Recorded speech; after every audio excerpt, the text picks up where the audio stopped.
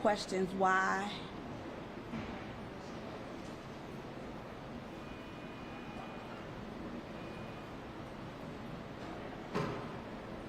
We poured into her. We poured into her education.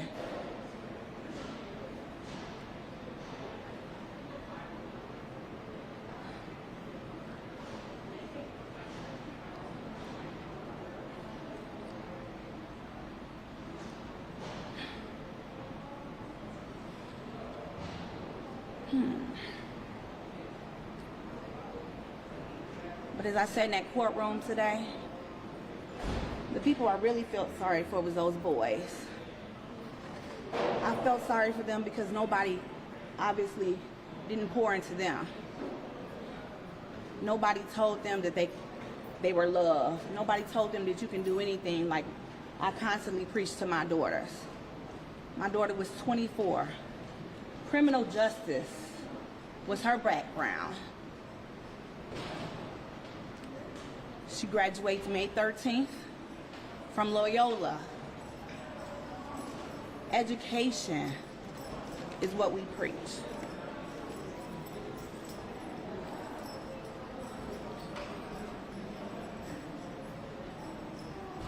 As crazy as this may sound,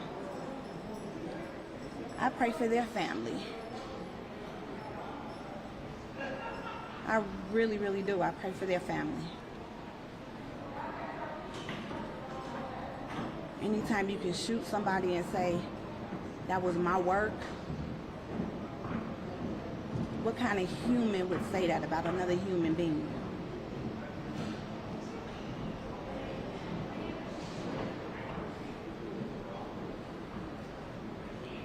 We're going to get through this. Ariana will get justice. You guys are going to be seeing a lot of me. A whole lot of me. Because I'm a praying mama. And I had a beautiful daughter that I know deserves justice. She's supposed to be in the courtroom. Well, here I am. I'm in the courtroom for her.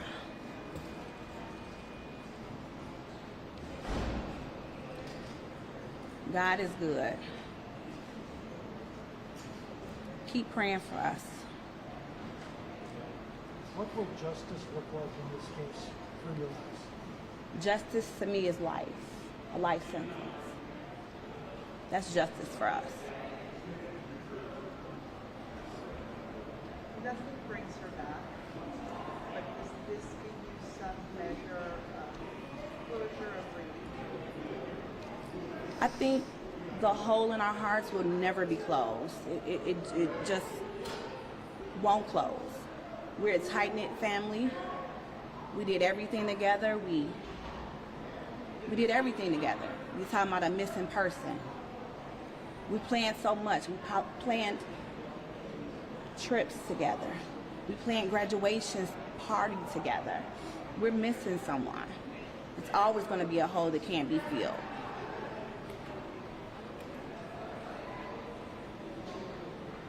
Do you have any plans for the day that she was going to graduate? Anything specific? The day that she was graduating, my other daughter was graduating the same day from Governor's State. So later on that week, and then my bonus daughter was graduating the following week from Sacramento State. So we had planned a graduation party the 27th.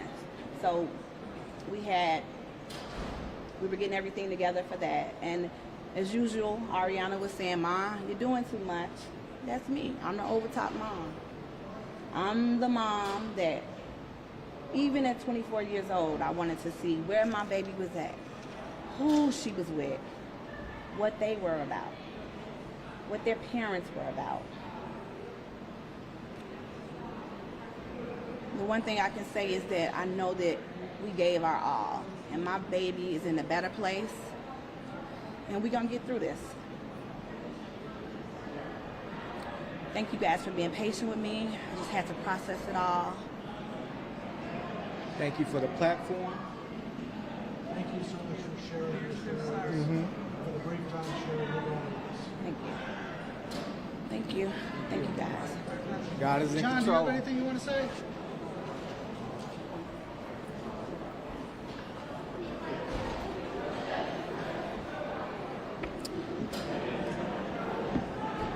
I just want to say two things. The Preston family is a victim here.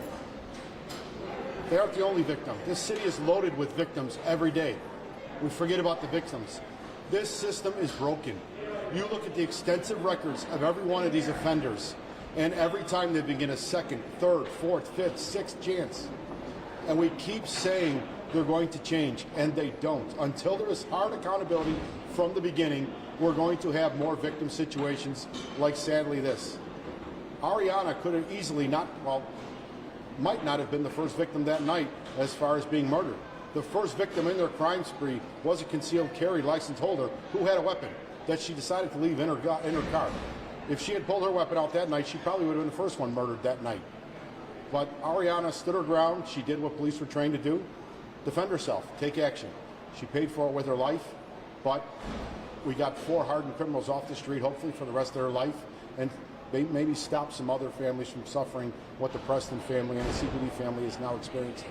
But again, until we highlight this system that is broken, pretrial services literally gave 3 of these 4 offenders 2 and 1 in their scores, up to 6, as if they were minimum risks. What kind of logic is that? That just goes to show you how screwed up pretrial services really is. I just hope people really can embrace the Preston family as the week goes along here, and we layer the rest next week. That's all I really got to say. John, what do we need here? Do we need to change the way we think about juvenile crime? Listen, I think the people that are making these calls and enacting these changes in the system need to be held accountable. Unfortunately, that wasn't the case. Well, Kim Fox will be gone, number one, but then also you have Tim Evans, who actually runs this building. He's in charge of pretrial services. That's how these scores get calculated. And no one's going to convince me or any logical police officer that these scores are not skewed in favor of the offenders and not in consideration of the victims. That's just the reality we faced for the last several years. And everybody knows these streets are more violent, and that's a large reason why. Thank you.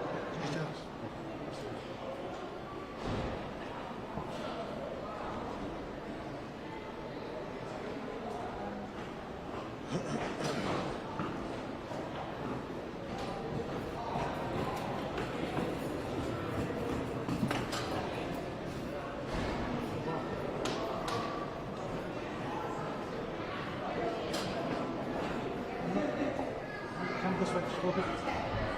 Hi, everybody. Good afternoon. Hello.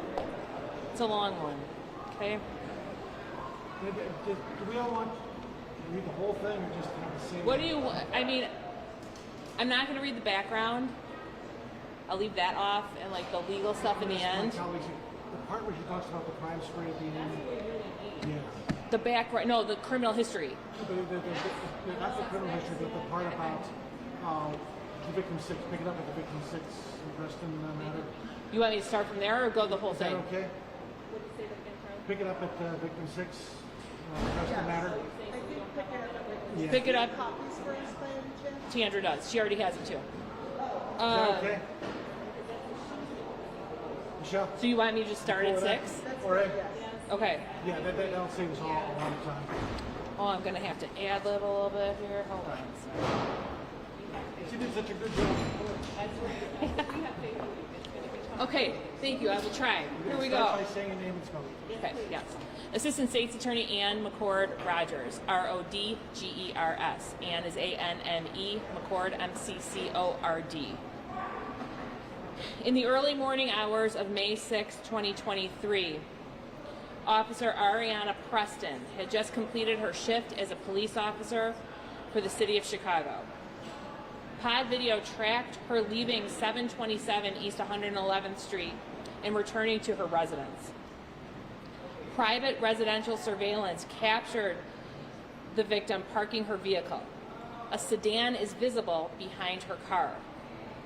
The sedan passes her vehicle and turned onto 82nd Street. The sedan was next observed on Blackstone a second time. At this point, the victim had crossed Blackstone and was standing near the sidewalk grassy area in front of her house. As she continues to move, the sedan stopped. From a distance, surveillance video depicts 3 individuals quickly exit the sedan and run towards the victim. Several muzzle flashes are visible in the area where the defendants were located. Muzzle flashes were also visible from where the victim was standing. The victim was shot and fell to the ground. After the defendants ran back to the sedan, one of them ran back to the victim's body, where she was lying on the ground, and took her firearm. The magazine of her firearm and her cell phone remained on the scene. Defendant Brooks' historical cell site data had him pinging to a nearby cell tower in the area of where the homicide occurred at the time of the homicide. A search warrant executed on defendant Breland's phone revealed 2 GPS-specific uses on the block of 82nd and Blackstone at the time of the murder. There was a ShotSpotter alert at 1:42 a.m.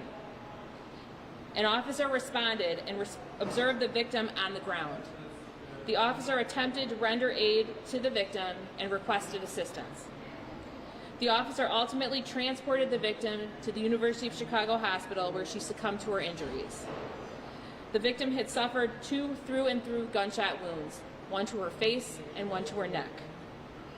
Police processed the scene. A total of 11 9mm shell casings were recovered, which were sent to the crime lab for analysis. Ballistics determined the shell casings were fired from 2 separate firearms. 2 shell casings that were recovered close to the victim's body were found to be fired from the same firearm. The other 9 shell casings that were recovered from the area of the offending vehicle and the shooter were determined to be fired from the same firearm. A subsequent canvass revealed 1 additional shell casing, which was closer to where the 9 were initially recovered. Testing on that additional shell casing is outstanding. After the shooting, the offenders got back into the Kia and took off at a high rate of speed. The Kia was next observed on pod video at 8101 South Cottage Grove at 1:43 a.m. At 1:46 a.m., the defendants parked the car at 7223 South Eberhart in a vacant lot. Surveillance video captures the 4 offenders walking northbound in the alley and enter a residence at 1:49 a.m.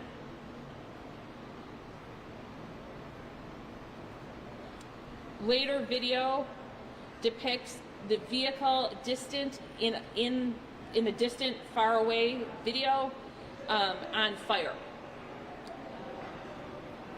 Do you think that's good? I mean, do you want me to keep going? And then the barricade situation. Yeah. Do you want the rest? Yeah. Do you want me to start over, or can this be worked with? Okay. Very good.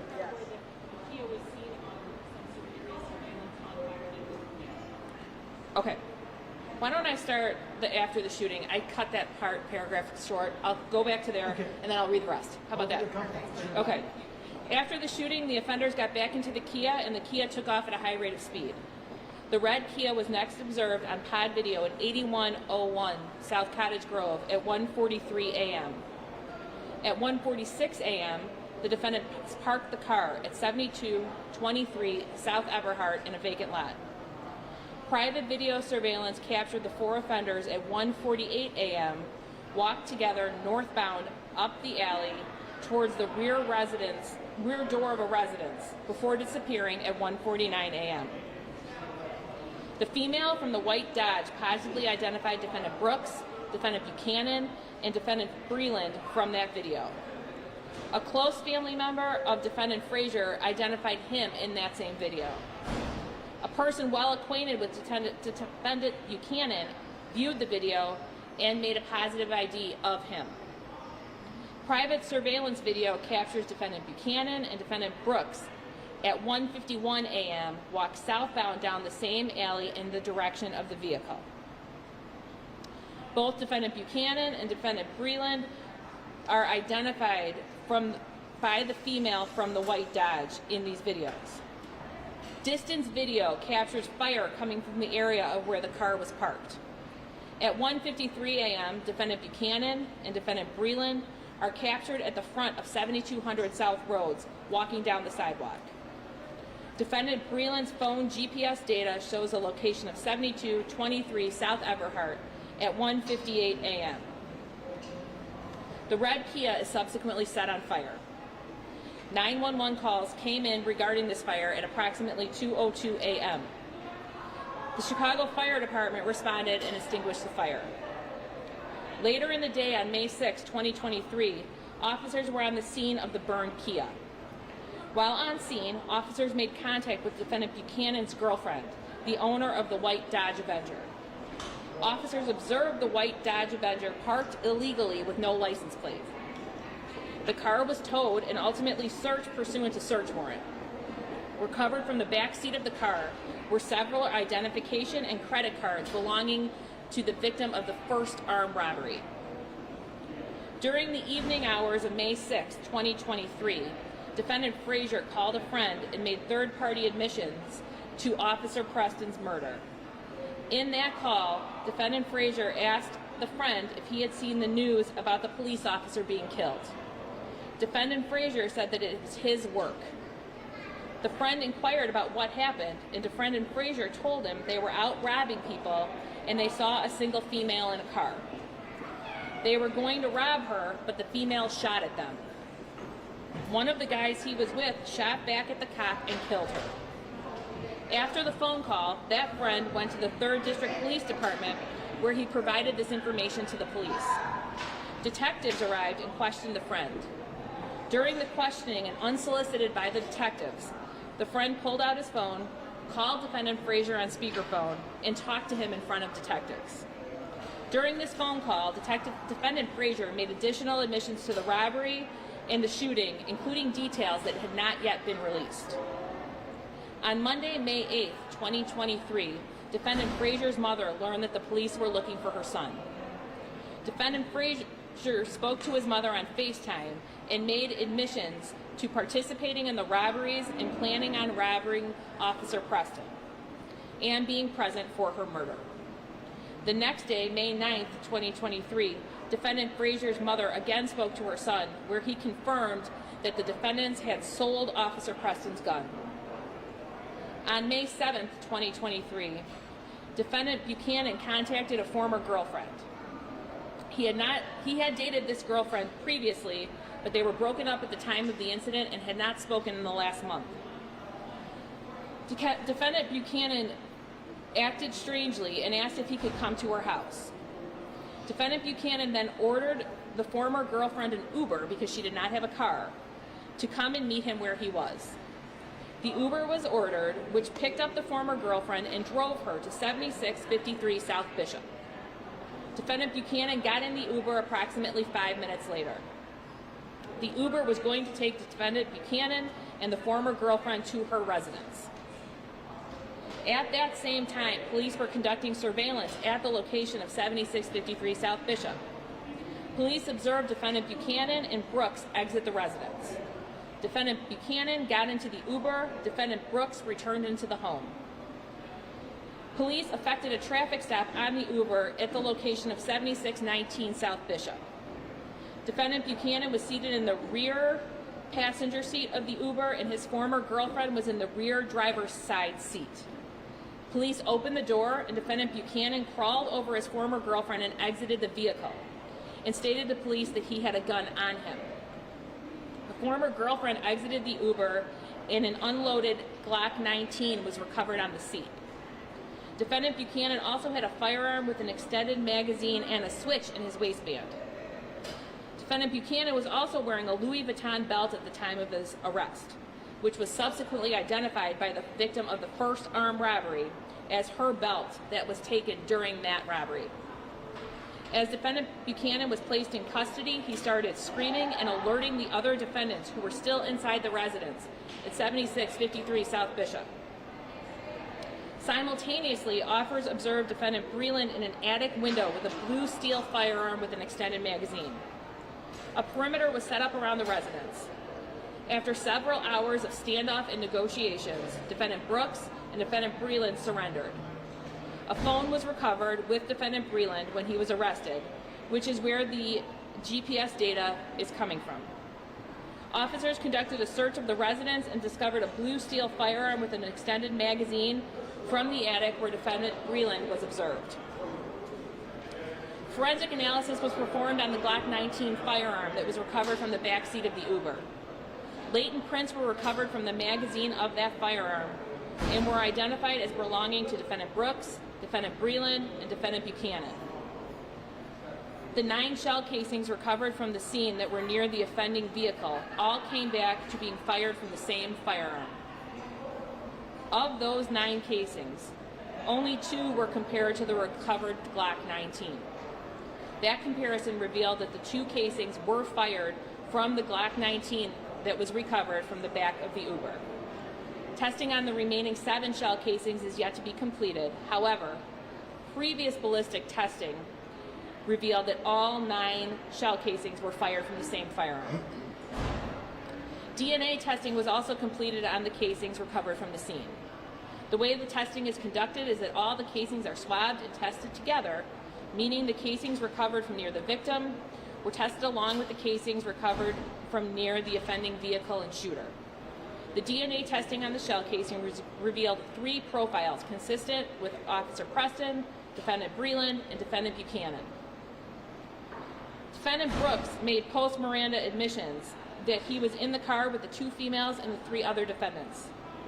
He admitted that they robbed the first victim and took her belt, that they stole a Kia, and they drove around robbing people, including victim 5 in his Tesla. Defendant Brooks stated that all the defendants were armed and that they ran up to victim 6, Officer Preston. He further admitted that the officer reached for her gun and that he shot first towards her and fired a number of rounds at her.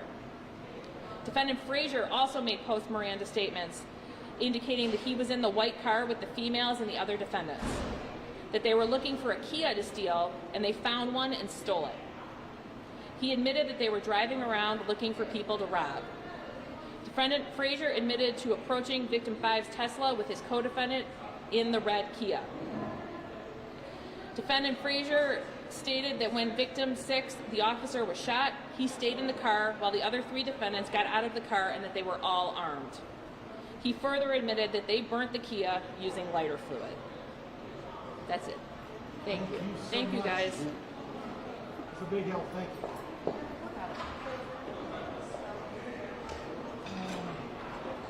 Let's take it to the car. Let's put this together.